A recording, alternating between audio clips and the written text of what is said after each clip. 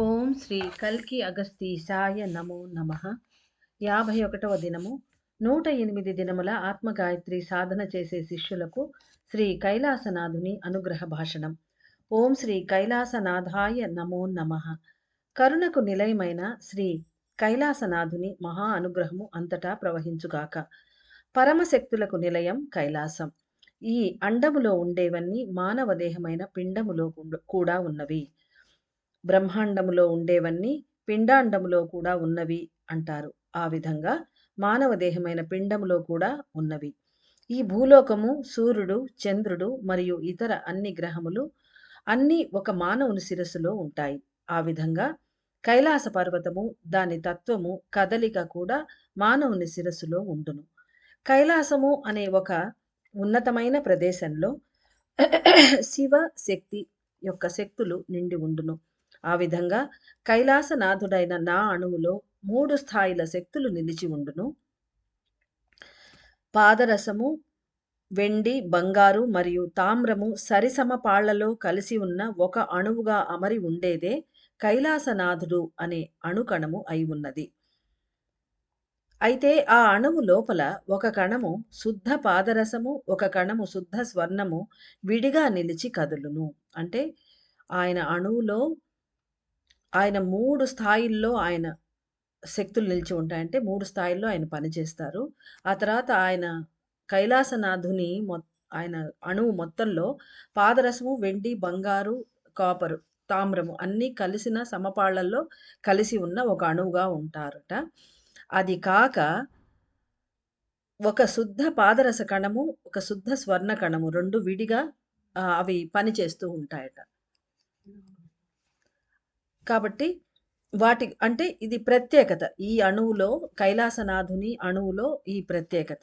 ఒక శుద్ధ పాదరస కణము, ఒక శుద్ధ స్వర్ణ కణము విడిగా నిలిచి కదులును. కైలాసములో వెలసి ఉన్న శివునిగాను శక్తిగాను అవి దర్శనమిచ్చును. కైలాసనాథుడు అనే అణువు లోపల ఎందువలన 2 వేరు అణువులు విడిగా పనిచేయుచున్నవి? ఇవి 2 అయస్కాంతము మరియు ఉష్ణశక్తిని సూచించును. పాదరసం అంటే మనకు తెలుసు అయస్కాంత శక్తి. స్వర్ణం అంటే ఉష్ణశక్తి. అంటే శివుడు, శక్తిని ఇవి సూచిస్తాయి. ఇంకా ఆత్మ మరియు ప్రాణముల తత్వమును కలిగి ఉండును. శ్రీ కైలాసనాథుడు అనేది ఆత్మనే సూచించుచున్నది. ఎందుకంటే ఆయన ఆత్మ కణమే కదా! ఆత్మలో నుంచి శివ అంశ ఆయన. కాబట్టి ఆత్మ కణమే. అయితే కైలాసనాథ కణములో 2 భిన్నమైన తత్వాలు అమరి ఉండును. ఈశ్వరాంశ కైలాసనాథ కణము అంతరిక్ష లోకంలో విడిగా నిలిచి పనిచేయును. 2 భిన్నమైన తత్వాలంటే అవే పైన చెప్పింది శివశక్తి రూపమైన ఒక స్వర్ణ, ఒక పాదరస తత్వాలు 2 ఉంటాయని చెప్పడం. ఇది మాటికి ఎంఫసైజ్ చేసి స్వామి చెప్తూ ఉంటారు ఈ మెసేజ్‌లో. ఎందుకంటే అది చాలా ఇంపార్టెంట్ అందుకని. ఈశ్వరాంశ కైలాసనాథ కణము అంతరిక్ష లోకంలో విడిగా నిలిచి పనిచేయును. మానవ ఆత్మలో కలిసిపోయి ఒక విడి అణుకణముగా నిలిచి పనిచేయును. భూమిపై వెలసి ఉన్న కైలాస పర్వతము అనేది కైలాసనాథుడు అను కణముచే సృష్టించబడినది. అంటే నాచే సృష్టించబడినది అంటున్నారు స్వామి. అంటే మన భూమి మీద మనకు కైలాసం ఉంది కదా! కైలాస పర్వతం మౌంట్ కైలాష్. అది ఈయన సృష్టించిన సృష్టి అట. ఈశ్వరుని శక్తులను తనలో కలిగి ఉన్న కైలాసనాథుడు అనే కణము ఈ విశ్వంలో పలు క్షేత్రాల్లో పరుచుకొనియే వెలసి ఉన్నది. ఈ కణము వెలుపల, లోపల ఒకే విధముగా పనిచేయును. మానవ ఆత్మలో కలిసి ఉన్న కైలాసనాథుడు అనే ఆత్మకణము ఏ విధంగా కదులును అని తెలుసుకొన్నచో నా తత్వాన్ని, నా గుణగణములను తెలుసుకోగలరు. శ్రీచక్ర ధ్యాన సాధన చేస్తూ కరుణ ద్వారం వైపుగా ప్రయాణిస్తూ ఉన్న ప్రియమైన మానవ ఆత్మలు మాత్రమే నా తత్వాన్ని తెలుసుకోగలరు. ఒక మానవుని శిరస్సులో 2 కళ్ళు అమర్చబడి ఉన్నట్లే కైలాసనాథుని అణువులో 2 శక్తులు స్వతంత్రంగా పనిచేయును. వేరే ఏ అణువు లోపల కూడా ఈ విధమైన అమరిక ఏర్పడలేదు. 4 విధములైన ఖనిజ శక్తులు ఒకటిగా కలిసి చేరి ఉన్నందున కైలాసనాథుడనైన నేను మీ శిరస్సులో కూడా 4 విధములైన కాంతి శక్తులను ప్రసాదించి 4 విధములైన కదలికలను కూడా తీసుకుంటాను. అంటే ఈయన దగ్గర 4 ఖనిజాలు ఈయన అణువులో ఉన్నాయి కాబట్టి 4 రకాల ఖనిజ శక్తులను ఇస్తారు. అంతేకాకుండా ఈయన మూవ్‌మెంట్స్ కదలికలనేవి 4 విధాలుగా కూడా ఉంటాయట మన శిరస్సు లోపల. ఉదయ సంధ్య అనే సూర్యోదయ ఘడియలలో నేను పాదరస శక్తులను ప్రాణానికి అందిస్తాను. ఇది మనందరికీ తెలిసే తెల్లవారుజాము గడియల్లో పాదరస శక్తులు కాస్మోస్ నుంచి ప్రవహిస్తూ ఉంటాయి కాబట్టి, ఆ సమయంలో ప్రతి హ్మ్, ఆత్మకణము చెప్పే మెసేజ్‌లో ఉంది. అప్పుడు ఆ పాదరస శక్తులను తీసుకొనొచ్చి ఇస్తాను అనేది. అదే ఈయన చెప్తున్నారు. ఉదయ సంధ్య అనే సూర్యోదయ గడియలలో నేను పాదరస శక్తులను ప్రాణానికి అందిస్తాను. తరువాత మధ్యాహ్న సమయంలో తామ్ర శక్తులను, సాయంత్రంలో స్వర్ణ శక్తులను, రాత్రి సమయంలో వెండి శక్తులను ఆకర్షించి ప్రాణానికి అందిస్తాను. నాలో నిలిచి ఉన్న 2 స్వతంత్ర అణువులు ఉన్నతమైన పనులను చేయును. ఒక దేహంలో ప్రాణము, ఆత్మ నిలిచి ఉన్నట్లుగానే నాలో కూడా 2 వేర్వేరు స్వతంత్ర ఆత్మ కణములు నిలిచి ఉండును. ఒక మనిషి ఆత్మను తెలుసుకొని పరమాత్మతో ఐక్యం చెందుటకు ప్రయత్నించే సమయములలో నాలో నిలిచి ఉన్న ఆ 2 కణములు ఒకదానితో ఒకటి కలిసిపోయి పనిచేయసాగును. అంటే సోల్ రియలైజ్ చేసి సోల్‌ని దర్శనం చేసుకొని, అంటే మన ప్రాణం సోల్ వరకు ట్రావెల్ చేయాలి. అప్పుడు మనం తెలుసుకుంటాం. అలా జరిగిన తర్వాత పరమాత్మలో ప్రాణం ఐక్యం చెందినప్పుడు మనమే పరమాత్మతో ఐక్యం చెందినట్లు. అలా ప్రయత్నించినప్పుడు కైలాసనాథునిలో ఉండే ఆ 2 విడి కణాలు, స్వతంత్ర కణాలు ఒకదానితో ఒకటి కలిసిపోయి పనిచేస్తాయట. మనం ఇలా ఉన్నప్పుడు. ఆన్ ద కాంట్రరీ మానవులు అజ్ఞానంలో మునిగిపోయి, మాయలో చిక్కుకొని పోయే సమయాలలో నాలో నిలిచి ఉన్న ఈ 2 ఆత్మగర్భ బీజ కణములు విడిపడి వేరువేరుగా నిలుచును. అంటే అట్ ప్రెజెంట్ మనలో అంటే అందరు మనుషుల్లో ప్రాణం వేరేగా, ఆత్మ వేరేగా మనమందరము కదులుతూ ఉన్నాము. మనం పనులు చేసుకుంటూ ఉన్నాం. అది ప్రాణము ట్రావెల్ గురించి మనం ఆలోచించకుండా ఉంటాం. అలా అజ్ఞానంలో మునిగిపోయి ఉన్నప్పుడు, ఈ కైలాసనాథుడు మన తల్లో గూడా ఉంటాడు. ఆయన లోపల ఉండే ఈ 2 కణాలు విడివిడిగా ఉంటాయట. ఎలా అయితే మన ప్రాణము, ఆత్మ విడివిడిగా ఉంటాయో అలా. శ్రీ శివుడు శక్తి నిలిచి ఉన్నట్లుగానే కైలాసనాథుడనైన నాలో కూడా 2 వేరు వేరు అణువులు నిలిచి ఉండును. వాని కదలికల మూలానే మానవుల భౌతిక, ఆంతరిక కదలికలు ఏర్పడును.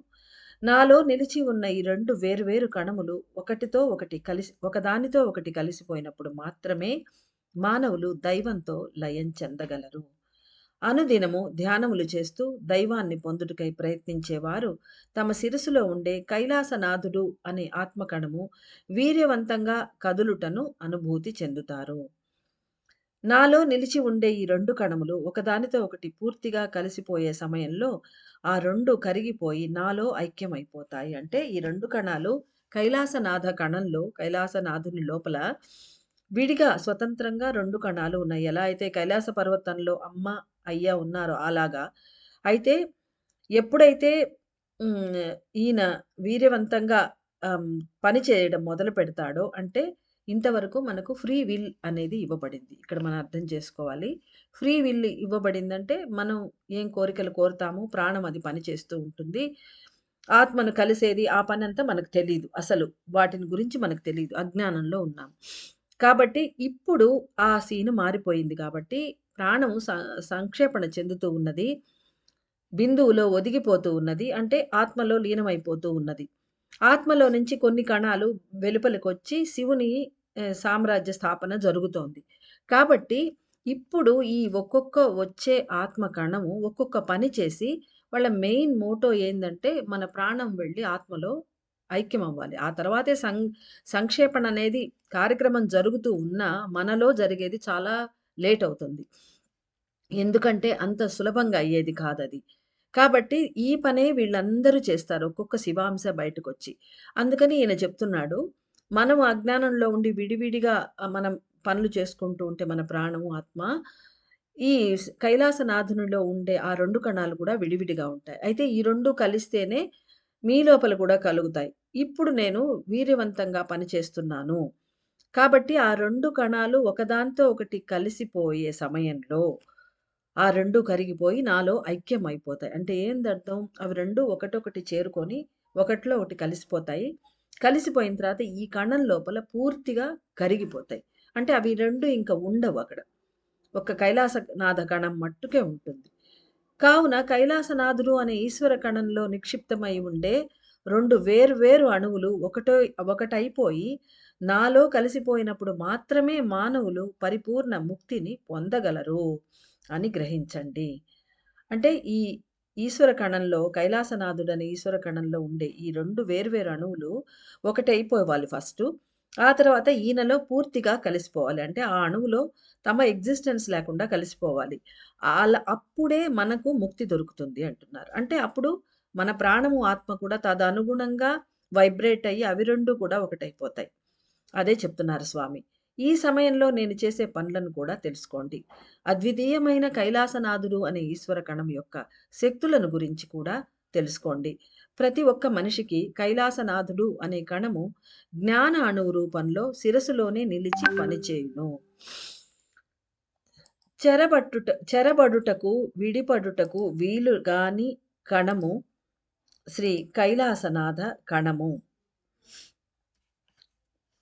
ఇది జ్ఞాన అణువుగా నిలిచి పనిచేస్తుంది. చెరబడుటకు, విడిపడుటకు సాధ్యపడని నేను ఒక జ్ఞాన అణువుగా నిలిచి పనిచేస్తాను. మానవుల ఆఖరి జన్మలో నాలో నిలిచి ఉండే శివశక్తి శక్తులైన 2 అణువులు ఒకదాని వైపు ఒకటి ప్రయాణించును. ఒకదానికొకటి సన్నిహితముగా వచ్చి నిలిచి పనిచేయను. అంటే ఎంత దగ్గరకొస్తాయంటే స్వామి చెప్తున్నారు. ఇంకా అబౌట్ టు ఆహ్, వ ఈ మిక్స్ ఇన్ ఈచ్ అదర్ అనమాట. ఒకటితో ఒకటి లోపల కలిసిపోయేంత దగ్గరకొచ్చి నిలబడిపోతాయి అవి 2. అంటే ఇంకా కలవలేదు 2. అంత దగ్గరగా వచ్చి సన్నిహితంగా వచ్చి నిలిచి పనిచేయును. ఎప్పుడైతే అవి 2 ఒకటిగా కలిసిపోతున్నవో ఆ సమయంలో ఆ మానవ ఆత్మ ముక్తిని పొందును. సత్యయుగ బీజములు వికసించి సత్యయుగ బీజములుగా వికసించి కరుణ వాకిలిని తెరుచుటకు ప్రయత్నించే మానవ ఆత్మలకు నేను ఏ విధంగా పనిచేస్తాను అనే విషయాన్ని తెలుసుకోవాలి. మీ జీవాణువు పలు విధములైన పనులను చేయవలసిన స్థితిలో నిలిచి ఉన్నప్పటికినీ నేను నాలో ఉన్న కణములను కలిపేయుట ద్వారా మీ ప్రాణమును సంక్షేపిస్తాను. ఇక్కడ జీవాణువన్నా ప్రాణమన్నా ఒకటే, అది మనకు తెలుసు. మీ జీవాణువు పలు విధములైన పనులను చేయవలసిన స్థితిలో అంటే ఏమర్థం అంటే ఇంకా అది పూర్తిగా సంక్షేపణ కాలేదు. మనతోటి పనిచేస్తూ ఉంది జీవాణువు, ప్రాణము. కాబట్టి అది చాలా బిజీగా మనం పెట్టున్నాం దాన్ని. జీవాణువు పలు విధమైన పనులు చేసే స్థితిలోనే ఉంది. బిజీగా ఉంది. అయినప్పటికిని నేను నాలో ఉన్న కణములను అంటే ఆ శివశక్తి కణములను కలిపేయట ద్వారా మీ ప్రాణములను సంక్షేపిస్తాను. అంటే అవి 2 కలిస్తే మన ప్రాణం సంక్షేపిచ్చేస్తుంది ఆటోమేటిక్‌గా. జ్ఞాన అణువుగా నిలిచి ఉండే నేను ఈ సమయం నుండి నాలో విడిగా నిలిచి ఉండే ఆ 2 అణువులను కరిగి కలిసిపోయే విధంగా చేస్తాను. అంటే అలా ఈయన పని చేస్తారు. జ్ఞాన అణువుగా నిలిచి ఉండే నేను కరుగుటకు ప్రయత్నించక అంటే ఈయన కరగడు, కరిగి రక్తంలో కలవరు. నాలో నిలిచి ఉండే శివశక్తి శక్తులైన 2 వేర్వేరు అణువులను కరిగించుటకు ప్రయత్నిస్తాను. అంటే రాదర్ ఈయన కరిగిపోకుండా ఆ 2 కణాలను కరిగిచ్చేస్తే మనలో మార్పులొస్తాయి. మన ప్రాణము, ఆత్మల్లో మార్పులొస్తాయి. అవి 2 ఒకటికొకటి సన్నిహితమైపోయి ఒకదానిలో ఒకటి కలిసిపోతాయి. అలా జరగడాని కోసమే ఇప్పుడు ఈయన వర్క్ చేయడానికే ఈరోజు బయటకొచ్చారు స్వామి. ఈ పనిని నేను దేవతల సంక్షేపణ జరుగుతున్నప్పుడు ఏర్పడే ఉష్ణశక్తితో చేస్తాను. అంటే ఆ ఉష్ణశక్తి సహాయంతో ఈయన చేస్తారు. అమ్మలందరూ లోపలికి వెళ్ళినప్పుడు యాగంలో వెలువడిన ఉష్ణశక్తి సహాయంతో ఈయన ఆ 2 అణువులను కరిగించి కలిపివేయడానికి ప్రయత్నం చేస్తాడు. దీనివలన మీ ప్రాణము, ఆత్మ కూడా ఒకటిగా కలిసిపోతూ ఉండుటను తెలుసుకొనగలరు. 2 వేరు వేరు నదులు సంగమిస్తున్నట్లుగా మీ ప్రాణము, మీ ఆత్మ సూక్ష్మ శక్తులుగా రూపొంది ఒకదానితో ఒకటి కలిసిపోవును. అంతకుముందు ఒక మెసేజ్‌లో మనం వినున్నాము. ఇఫ్ యూ రిమెంబర్ ప్రాణము ప్రయాణం చేసినప్పుడు ఎలా ఉంటుందంటే, అదే ఆత్మ దగ్గరికి వెళ్ళినప్పుడు, ఆత్మ ఒక కింద సన్నటి ఒక మర్కురిక్ తీగలాగా ఉన్నట్టు, అదొక ట్రావెల్ చేస్తున్న ఒక ఏదో ఒక వాహనం అనుకోండి, వాహికలాగా. దాని మీద ప్రాణం, అణువు అది ట్రావెల్ చేస్తూ ఉంటుందనమాట. అంటే మనం ఎలా చూసుకోవాలి, ఒక వైట్ బ్రైట్ వైట్, ఆహ్, మెరిసిపోతున్న వైట్ పాదరస, ఆహ్, ఒక తీగ. ఆ తీగ మీద ఇది అణువు రూపంలో అయినా, తీగ రూపంలో అయినా, ఎలా అయినా సూక్ష్మ రూపం, అమిత సూక్ష్మ రూపం అంటే ఒక సన్న లైట్ ఫైబర్‌గా ఇది గూడా మారిపోయి, దీని మీద అది ప్రయాణం చేస్తూ లైట్ బ్రిడ్జ్ వైపుగా వెళ్ళిపోతాయి 2.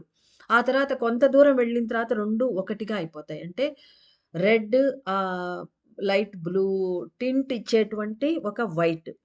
అవి 2 కిరణాలు, ఇంకా కిరణాల కన్నా ఇంకా చిన్నది, సన్నది, ఒక నూలు పోగు లాంటిది, అలాంటిది వెళ్ళిపోతూ ఉంటుంది. అలా చెప్పున్నారు మనకు. కాబట్టి ఈ 2 అట్లా అత్యంత సూక్ష్మ శక్తులుగా రూపొంది 2 నదులు సంగమిస్తున్నట్లుగా మీ ప్రాణము, ఆత్మ సంగమిస్తాయి అంటున్నారు స్వామి. అద్భుతంగా చెప్పారు. భౌతికంగా అయితే అంతగా మార్పులు ఏర్పడవు. అంటే ఫిజికల్‌గా మనకంతగా తెలీదు బయట. ఎందుకంటే నిన్నటి దాంట్లో మన చర్మం మీద ప్రభావం పడుతుంది. లోపల ఉష్ణం ఉంటుంది. ఇవన్నీ చెప్పారు. అలా ఇది చేసినప్పుడు ఈ చర్యలకు మనలో అంతగా మార్పులు తెలీవట. కానీ లోపల లోతైన పనులు జరిగిపోవును. శ్రీ కైలాసనాథునికి నమస్కరించి స్తుతించిన ప్రతిసారి మీ ఆత్మ, ప్రాణములు సంగమించిన స్థితిని మీరు తెలుసుకొనగలరు. అంటే ఎప్పుడెప్పుడల్లా మనం కోరుకొని కైలాసనాథాయ నమః ఆయన నమస్కరించి ఆయన్ని స్తుతించినప్పుడు భక్తితో అప్పుడంతా మన ప్రాణం పోయి ఆత్మతో సంగమిస్తున్నట్లుగా మనం తెలుసుకోగలమట. ఈ పనిని నేను దేవతల సంక్షేపణ జరుగుతున్నప్పుడు ఏర్పడే ఉష్ణశక్తితో చేస్తాను. పైన కూడా ఈ మాట చెప్పారు స్వామి. దీని వలన మీ ప్రాణము కూడా ఒకటిగా కాదు. ఇది రిపీట్ అయిందమ్మా, సారీ. ఇప్పటి నుండి ఒక చల్లని జ్యోతియు, ఒక అగ్ని జ్యోతియు ఒకదానితో ఒకటి కలిసిపోవుటను అంతర్ముఖంగా అనుభూతి చెందండి. అంటే ఇది ఒక మెడిటేషన్ లాగా చెప్తున్నారు స్వామి. ఇప్పటి నుండి అంటే ఎప్పుడైతే కైలాసనాథునికి నమస్కరిస్తామో, ఆ సమయం నుంచి మనము అంటే ఈరోజు ఆయన వెలువడ్డారు.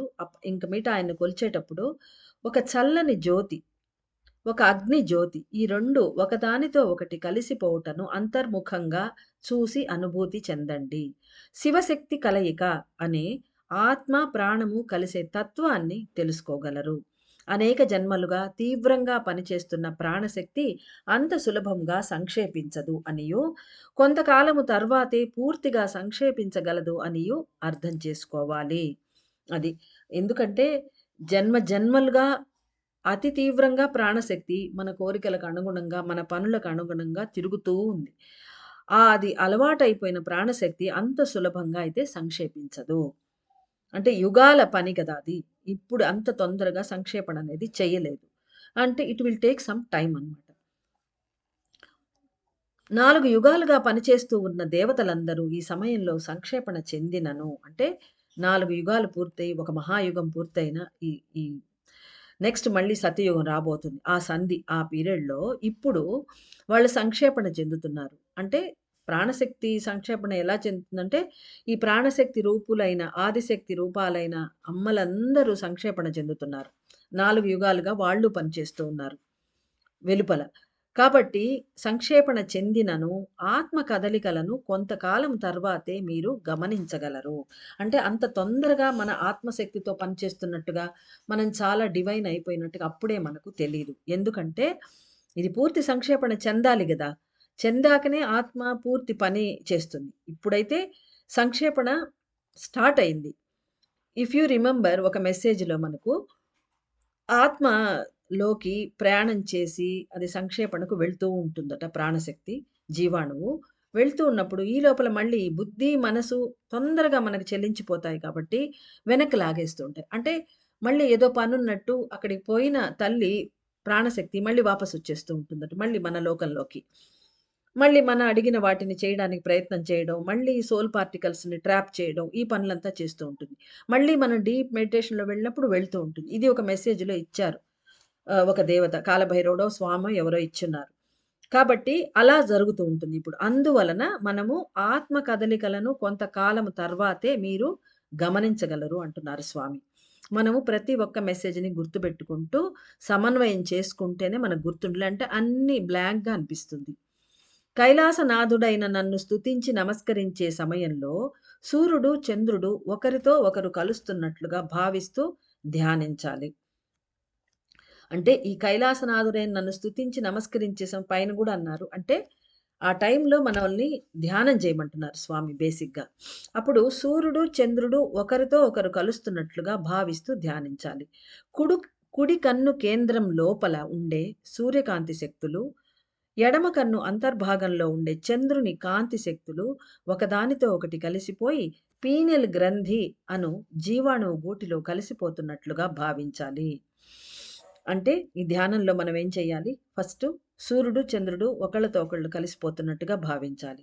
ఆ తర్వాత కుడి కన్ను ఇది అమ్మవారిని వర్ణించిన, భగవద్గీతలో శ్రీకృష్ణుడు స్వయంగా చెప్పిన, లేదు విష్ణు విశ్వరూపంలో చెప్పి ఎక్కడ చెప్పినా భగవంతుడి కుడి కన్ను సూర్యుడుగాను, ఎడమ కన్ను చంద్రుడుగాను ఇంకా అన్నీ చెప్తారు గదా! ఆయన కాలు ఎక్కడుంటుంది పాతాళంలో అవన్నీ చెప్తారు. ఆ విధంగా సూర్యుడు, చంద్రుడు కుడి, ఎడమ అని ఎందుకు స్వామి చెప్తారంటే అది మనమే. మన విశ్వరూపమే అది. కాబట్టి మన కుడి కన్ను కేంద్రంలో సూర్యకాంతి శక్తులుంటాయి. ఎడమ కన్ను లోపల కేంద్రం అని చెప్పలేదు. కాబట్టి లోపలని చెప్తున్నాను. ఎడమ కన్ను అంతర్భాగం లోపల చంద్రుని శక్తులుంటాయట. కాబట్టి ఈ 2 ఒకదానితో ఒకటి కలిసిపోయి చూడమన్నారు ఫస్టు. ఇప్పుడు కుడి కన్ను కేంద్రం లోపల ఉండే సూర్యకాంతి శక్తులు, ఎడమ కన్ను అంతర్భాగంలో ఉండే చంద్రుని కాంతి శక్తులు ఒకదానితో ఒకటి కలిసిపోయి పీనియల్ గ్రంథి అను జీవాణువు గూటిలో కలిసిపోతున్నట్లుగా భావించాలి. ఇక్కడి నుంచి బయలుదేరి అంటే ఒక ట్రయాంగిల్ షేప్ ఏర్పడుతుంది మనకు. ఆ లోపల కలిసిపోవాలి అని చెప్తున్నారు. అంటే ఏమవుతుంది? ఒక కుడి కన్నులో సూర్యుని ఆహ్, ఉష్ణ శక్తులు, ఎడమ కన్నులో చంద్రుని శీతల శక్తులు 2 కలిసిపోతూ ఒకటిగా మారి పీనియల్ గ్లాండ్‌లో ఆ గూట్లో జీవాణువు గూట్లో కలిసిపోతున్నట్లుగా ధ్యానం చేయాలి. ఇది 2 స్టెప్పులు చెప్పారు. ఇప్పుడు మళ్ళీ 3 చెప్తున్నారు. ధ్యానం చేసేవారు తమ 2 కన్నులలోనికి చొచ్చుకొని లోపలికి వెళ్ళి అంటే మనం కళ్ళు మూసుకొని మన అంతర్దృష్టితోటి 2 కళ్ళలోకి మనం ఎంటర్ అయిపోవాలి మానసికంగా. వెళ్ళి త్రికోణాకారంలో అమరి ఉండే జీవాణువు గూడు కరగడాన్ని అనుభూతి చెందుతూ స్వీకరించాలి. అంటే ఇక్కడ ఈ 2 కళ్ళు, పీనియల్ గ్లాండ్ కలిసి అది ట్రయాంగిల్ షేప్‌లో అదొకటొస్తుంది. అది కాకుండా త్రికోణాకారంలో అమరి ఉండే జీవాణువు గూడు. అంటే ఏమనర్థం? పీనియల్ గ్లాండ్ షేపొచ్చి పీనియల్ గ్లాండ్ జీవాణువు గూడొచ్చి ట్రయాంగిల్ షేప్‌లో ఉంటుందట. అంటే శ్రీచక్రంలో ఉండే ట్రయాంగిలే. అక్కడే ఇప్పుడు మన యాగం ఆ మధ్యలోనే బిందు స్థానంలోనే ఇప్పుడు జరుగుతోంది. ఇవన్నీ మనం గుర్తుపెట్టుకోవాలి. కాబట్టి త్రికోణాకారంలో అమరి ఉండే జీవాణువు గూడు కరగటాన్ని అది మెల్ట్ అవుతున్నట్టుగా చూడాలి. అది దాన్ని ఫస్ట్ ట్రయాంగిల్‌ని చూడాలి. అదే పీనియల్ గ్లాండ్ అని గుర్తించాలి. జీవాణువు గూడుగా అది కరిగిపోతున్నట్టుగా చూడాలి. ఎందుకంటే ఇంక ప్రాణం సంక్షేపణకు వెళ్ళిపోతోంది కాబట్టి. అనుభూతి చెందుతూ స్వీకరించాలి. ఇవన్నీ మెసేజుల్లో వచ్చాయి గానీ, మనలో ఇంకా అందరిలో జరిగాయా తెలీదెవరికీ. కొంతమందికి జరిగుండొచ్చు తెలీదు మనకు.